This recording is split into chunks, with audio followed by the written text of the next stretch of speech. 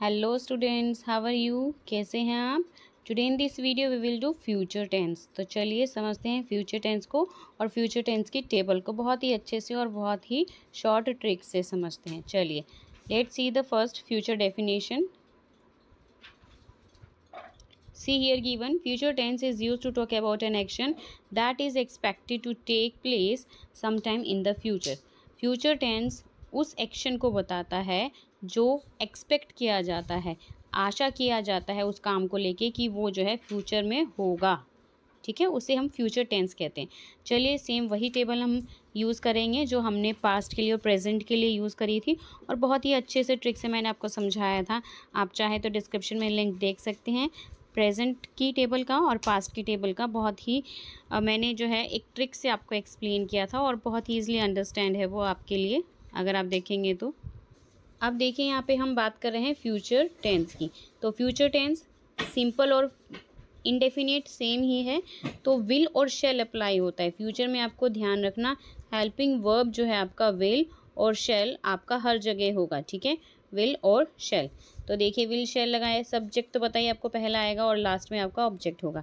तो वर्ब की कौन सी फर्स्ट आएगी? अगर आप रेगुलर क्लास ले रहे हैं और फ्यूचर में भी क्लास लेंगे तो आपकी V1 पोजीशन होगी। ठीक है, इट मीन्स फ्यूचर में कौन सी वर्ब की फॉर्म होगी? V1। तो चलिए एग्जाम्पल देखते हैं हम, सेम एग्जाम्पल यही यूज़ करके। He will play a football. अब देखो he will play a football, ठीक है, यही है ना।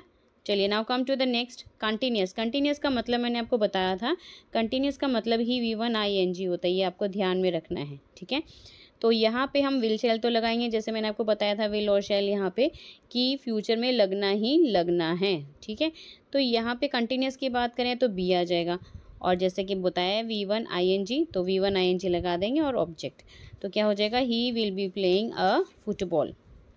नेक्स्ट पे आते हैं, देखिए फ्यूचर परफेक्ट। परफेक्ट का मैंने सिंबल आपको बताया था, 3 फिंगर्स लेफ्ट होती है, वही हैज़ हैव हैड की स्टोरी जो मैंने प्रेजेंट में और पास्ट में आपके साथ शेयर करी थी। तो यहाँ पर सिर्फ फ्यूचर में हैव आएगा, ये ध्यान रखना। ठीक है, हैड परफेक्ट पास्ट में था और हैव आपका फ्यूचर में आएगा, इसमें हैज़ नहीं होगा ना ही हैड होगा। ठीक है, विल शेल लगाना ही जैसे मैंने बताया था आपको स्टार्टिंग से ही। और हैव है 3 ब्रदर्स की बात है तो वी थर्ड फॉर्म। ठीक है, तो क्या होगा आपका example? He will have played a football. चलिए नेक्स्ट समझते हैं अब इसके बाद। नेक्स्ट है आपका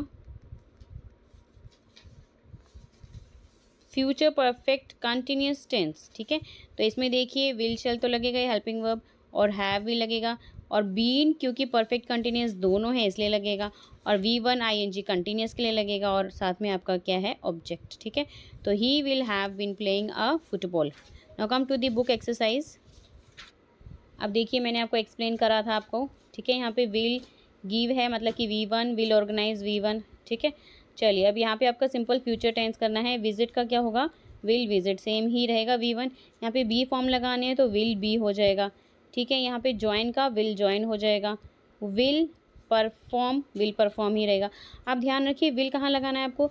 जहाँ आपको नेसेसिटी दिखती है, मतलब कि यू मस्ट डू, मतलब कि जहाँ आपको मस्ट लगे उस काम को करने के लिए, जहाँ मतलब कि श्योर है आप that you will do that work, आप श्योर है कि विल लगाना ही लगाना है, मुझे काम करना ही करना है। तो फर्स्ट पर्सन और सेकंड पर्सन के साथ आप चेंज कर सकते हैं विल और शेल। तो विल वहाँ लगाना है आपको जब किसी बात के लिए आप श्योर होते हैं, डेफिनेट करने के लिए, किसी चीज़ को श्योर करने के लिए वहाँ आप विल लगाते हैं।